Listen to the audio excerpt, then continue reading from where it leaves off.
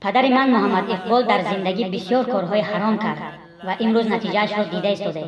بابایم صدرالدین هم همین خیل کارهای حرام را بسیار میکرد. حتی به حیوان خانگی دست درازی کرد و عاقبت در بیوطنی و غریبی مرد.